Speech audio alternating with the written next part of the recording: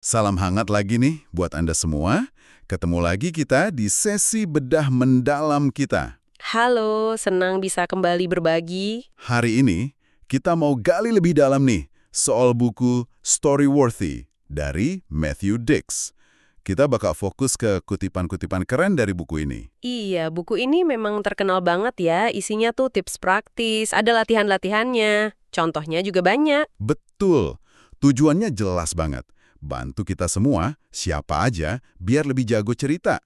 Mau itu di panggung, pas nulis, atau ya sekedar ngobrol santai sama keluarga atau teman, gitu kan?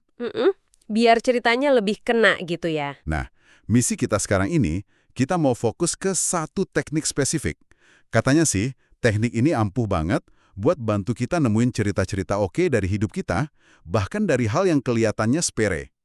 Oke deh, mari kita bedah yuk. Kita bakal fokus di bab 5. Bab 5 ya, judulnya aja udah bikin penasaran tuh. Iya kan? Pertama, terakhir, terbaik, terburuk.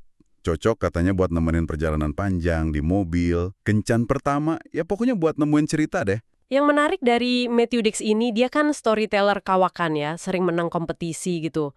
Nah, dia nggak cuma ngasih teori, tapi bener-bener metode praktis yang bisa langsung kita coba. Langsung dipraktekin gitu ya. Iya, bab 5 ini tuh kayak ngasih semacam kerangka berpikir. Atau bisa dibilang permainan mental gitulah. Buat mancing ingatan kita, nemuin momen-momen penting yang mungkin udah lupa, ketutup sama rutinitas sehari-hari. Dan ini penting nih. Seringnya kita mikir, cerita bagus tuh harus yang wah banget, kejadian luar biasa gitu. Kayak pengalaman hampir mati. Yang Dicks juga ceritain sih di bagian lain bukunya. Nah, justru bab ini ngajak kita lihat potensi cerita di hal-hal biasa, di keseharian kita. Oh, jadi nggak harus yang heboh ya? Nggak harus. Malah seringkali cerita yang paling ngena, yang bikin orang terhubung, itu ya dari momen-momen kecil yang terasa nyata, yang orang lain juga mungkin pernah ngalamin. Teknik ini tuh kayak alat buat nambang momen itu. Oke, jadi penasaran. Gimana sih cara kerjanya teknik pertama terakhir terbaik terburuk ini? Dasarnya sih simple banget, bener-bener sederhana. Anda tinggal ambil satu kata benda, atau konsep, atau ide, apa aja deh. Contohnya? Ya bisa rumah, teman, makanan, atau yang lebih abstrak kayak rasa takut misalnya. Bisa benda yang ada di depan mata atau ya ide aja gitu, fleksibel banget kok. Oke, kita udah pilih satu kata nih. Sebut aja promptnya gitu ya. Terus gimana? Nah, setelah dapat promptnya, Anda coba ingat 4 hal spesifik yang nyambung sama prompt itu. Pengalaman pertama Anda terkait hal itu, Yang pertama ya. terus pengalaman terakhir, Terakhir. Oke, lalu pengalaman terbaik, terbaik. dan yang terakhir pengalaman terburuk. Pertama, terakhir, terbaik, terburuk. 4 itu ya. Betul. Tujuannya jelas banget buat mancing memori detail. Detail inilah yang bisa jadi pondasi cerita yang kuat, yang personal. Kebayang sih. Jadi lebih spesifik ya jadinya. Banget. Matthew Dicks sendiri ngasih contoh personal yang kuat nih di bab ini. Buat nunjukin gimana satu tindakan kecil, gara-gara penasaran aja, sebuah pertama gitu, bisa buka perspektif baru. Gimana tuh ceritanya? Dia cerita waktu dia tinggal di Attleboro, Massachusetts. Selama setahunan gitu dia punya rute pulang kerja yang itu-itu aja. Lewat satu persimpangan jalan utama, namanya Route 152. Rutinitas ya. Kayak kita-kita juga lah. Persis. Tapi suatu hari, ada yang beda. Dia perhatiin kok banyak mobil belok kiri di lampu merah itu. Arah yang dia belum pernah coba sama sekali. Oh, dia biasanya lurus atau belok kanan gitu? Kayaknya sih gitu. Pokoknya arah kiri itu baru buat dia. Nah, meskipun waktu itu dia lagi agak buru-buru pengen pulang, rasa penasarannya lebih gede. Akhirnya ya udah dia ikutin aja mobil-mobil itu belok kiri, keluar dari jalur biasanya. Wah, nekat juga ya, padahal lagi buru-buru. Keputusan impulsif gitu ya, tapi ternyata hasilnya nggak terduga. Dia cuma nyetir sekitar setengah mil, nggak jauh lah. Dekat dong. Iya, deket banget.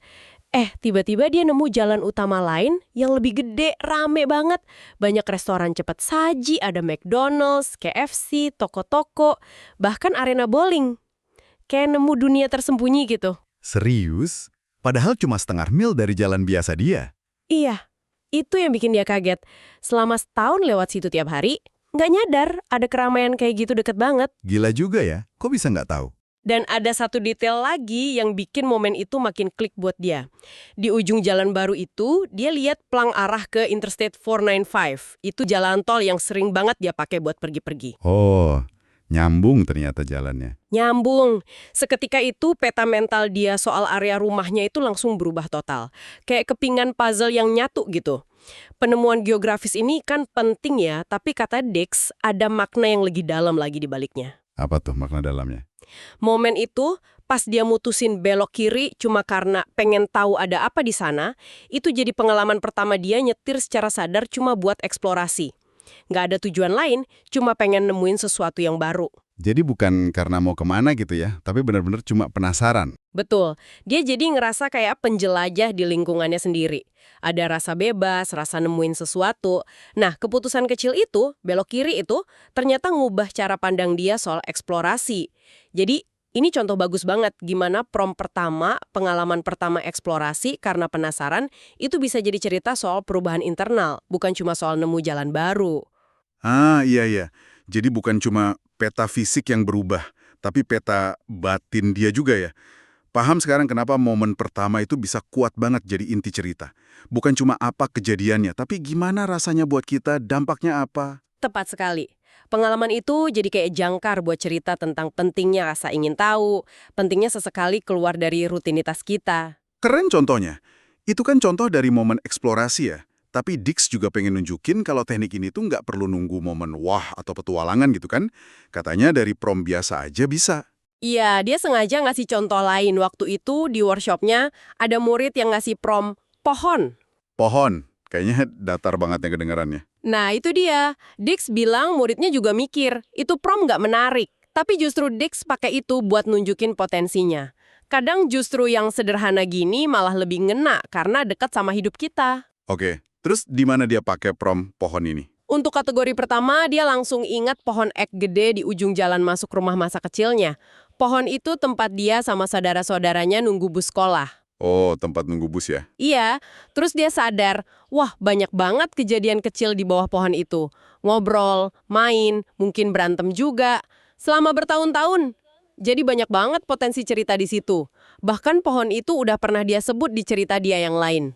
Oh, jadi satu pohon bisa jadi kayak portal ke banyak kenangan ya? Bisa dibilang gitu, kayak ngebuka satu laci memori, ternyata di dalamnya ada laci-laci lain lagi. Nah, terus untuk kategori terakhir sama terburuk, dia ingatnya 2 pohon di halaman rumahnya yang sekarang. Pohon yang sekarang? Kenapa itu? Pohonnya ini punya nama, Sarah sama Emma, yang ngasih nama putrinya, Clara. Clara ini sayang banget sama 2 pohon itu. Tapi beberapa tahun lalu, pohon Emma sakit parah dan terpaksa harus ditebang. Oh, kasihan banget. Iya, Dix ingat banget gimana sedihnya Clara waktu itu. Dan kesedihan itu kadang masih suka muncul sampai sekarang kalau ingat pohon Emma. Ini kan jelas banget bisa jadi cerita yang, menyentuh ya. Soal kepekaan anak, hubungan sama alam, gimana kita ngadepin kehilangan. Dalam banget ya. Padahal cuma dari kata pohon. Kategori terburuk di sini jadi soal emosi kehilangan gitu ya. Betul. Nggak harus bencana besar kan terburuk itu. Bisa jadi pengalaman emosional yang kuat aja. Dix juga bilang sih, prompt pohon ini juga mancing ide buat kategori terbaik. Tapi dia nggak jelasin detail ceritanya. Oke. Tapi intinya, Intinya, dari prompt pohon yang awalnya dikira nggak menarik itu, Dix bisa nemuin beberapa bibit cerita baru yang potensial. Plus, ingat lagi 2 anekdot spesifik yang mungkin udah lama dia lupain. Ini nunjukin banget kalau teknik ini tuh efektif. jelas banget sih sekarang. Jadi, ini benar-benar kayak alat buat berburu cerita di kepala kita sendiri ya? Iya, dan enaknya bisa dimainin kapan aja, di mana aja. Bisa pas lagi bengong sendirian, pakai benda di sekitar kita, cangkir kopi, jam tangan, foto, jadi prompt. Atau bisa juga ambil kata acak gitu ya? Dari buku atau kamus, bisa banget. Atau dengar ide dari obrolan, berita, atau tontonan. Apa aja bisa jadi titik awal. Jadi kayak latihan mental yang produktif tapi juga seru. Waktu luang atau nunggu jadi ada gunanya buat nemu bahan cerita. Setuju. Dan katanya Dix juga pakai ini buat latihan improvisasi di kelasnya ya? Betul. Ini menarik nih. Jadi di kelas storytellingnya peserta dikasih prompt acak. Terus mereka harus langsung saat itu juga cerita singkat pakai salah satu kategori. Pertama, terakhir, terbaik, atau terburuk. Wah, langsung gitu ya? Nggak pakai mikir lama? Iya, tujuannya bukan buat bikin cerita sempurna, tapi buat ngelatih otot cerita spontan, biar bisa langsung ngerespon dan ngerangkai narasi gitu. Oh, jadi biar terbiasa ya? Nerapin prinsip cerita, fokus ke momen, pakai detail, ada perubahan, tapi tanpa beban harus nyiapin naskah dulu? Persis, biar kemampuan cerita itu jadi alami, kayak kita jalan atau napas aja, kata Dix gitu. Nah, balik lagi ke judul babnya tadi, kok Dick spesifik banget nyebut ini cocok buat perjalanan mobil panjang sama kencan pertama? Kenapa situasi itu? Nah, ini juga menarik. Karena di situasi kayak gitu, kita kan sering pengen bangun koneksi ya. Pengen ngobrol lebih dalam, nggak cuma basa-basi. Bener banget, kadang bingung mau ngomongin apa lagi. Nah, teknik pertama terakhir terbaik terburuk ini nawarin cara yang asik, ringan, buat mulai obrolan yang lebih personal. Tapi nggak berasa kayak lagi diinterogasi. Gitu loh. Oh iya, bayangin aja di mobil lagi perjalanan jauh atau pas lagi kencan pertama, biar nggak diam-diaman canggung. Coba bandingin deh, daripada nanya standar, sibuk apa sekarang? Coba lempar prompt kayak, apa sih pekerjaan terburuk yang pernah kamu alamin? Wah, pasti langsung mancing cerita tuh. Iya kan? Atau ceritain dong hadiah terbaik yang pernah kamu dapat. Itu kan ngundang cerita, bukan jawaban satu kata doang. Jadi bisa saling lempar prompt, cerita pengalaman spesifik, pertama, terakhir, terburuk. Nah, dari cerita-cerita kecil itu, koneksi bisa kebangun. Jadi lebih kenal orangnya, bukan cuma fakta-faktanya aja. Bener juga. Jadi nyambung lagi ke ide utama bukunya Dix ya. Kalau cerita itu alat buat nyambungin orang. Banget. Kalau kita lihat gambaran besarnya, teknik ini efektif banget karena maksa kita buat gali detail spesifik, fokus ke momen yang ada artinya dalam hidup kita, bukan cuma ringkasan umum yang datar. Jadi bukan cerita saya kerja di sini sekian tahun, tapi fokus ke satu pengalaman kerja yang terburuk gitu ya. Betul. Atau bukan cerita liburan dari A sampai Z, tapi mungkin cerita momen terbaik atau terburuk pas liburan itu. Fokusnya ke momen yang punya bobot emosi, yang punya makna, itu yang biasanya jadi jantung cerita yang bagus. Paham, paham. Jadi pertanyaan kayak, liburan kamu gimana? Mungkin jawabannya cuma, seru kok. Nah, tapi kalau promptnya, ceritain momen terburuk pas liburan kemarin, hampir pasti keluar cerita yang lebih kaya, lebih spesifik, lebih menarik. Walaupun ya Dix punya catatan sendiri sih soal cerita liburan, katanya jangan keseringan. Tapi intinya sama, teknik ini bantu kita nemuin dan nyeritain momen-momen kunci itu. Oke, jadi bisa kita rangkum nih ya, teknik pertama terakhir terbaik terburuk dari Matthew Dix ini kelihatannya simpel, tapi ternyata alat yang ampuh banget ya buat ngebongkar harta karun cerita di hidup kita masing-masing. Terakhir, terbaik, terburuk, buat satu hal aja, kita bisa buka pintu ke macam-macam kenangan, emosi, dan ya itu tadi, potensi cerita yang mungkin kita nggak sadar ada. Bisa jadi cara seru buat ngisi waktu, melatih ngomong spontan, atau yaitu memperdalam hubungan lewat cerita. Bener. Dan yang paling penting mungkin ya, ini ngingetin kita kalau hidup kita tuh sebenarnya penuh cerita kok. Nggak perlu ngerasa hidup kita biasa aja terus nggak punya cerita. Justru itu, nggak perlu naik gunung tertinggi atau menang lotre buat punya cerita bagus. Cerita itu ada di pengalaman pertama kita naik sepeda mungkin. Atau di ucapan selamat tinggal terakhir kita ke seseorang. Di kopi terbaik yang kita minum pas pagi dingin. Atau bahkan di kegagalan terburuk yang malah ngajarin kita sesuatu. Semua itu bagian dari cerita hidup kita yang unik ya, dan layak diceritain. Tepat. Nah, sebagai penutup nih, mungkin Anda bisa coba langsung deh, sekarang atau nanti setelah ini. Coba luangin waktu bentar. Pilih satu benda dekat Anda. Apa aja? Ponsel mungkin, tanaman, kunci rumah. Oke, udah milih nih. Terus? Coba tanyain ke diri sendiri. Ponsel pertama saya apa ya? Kapan terakhir kali saya kesel banget sama ponsel ini? Apa sih fitur terbaik dari ponsel ini buat saya? Terus, pengalaman terburuk saya gara-gara ponsel ini apa ya? Latihan singkat ya, buat ngerasain langsung. Iya, jangan kaget nanti kalau tiba-tiba muncul kenangan atau perasaan atau malah ide cerita utuh dari benda yang tadinya diem aja di dekat Anda. Cerita apa ya yang barusan Anda temuin? Dari ponsel atau cangkir kopi atau kunci? Menarik banget.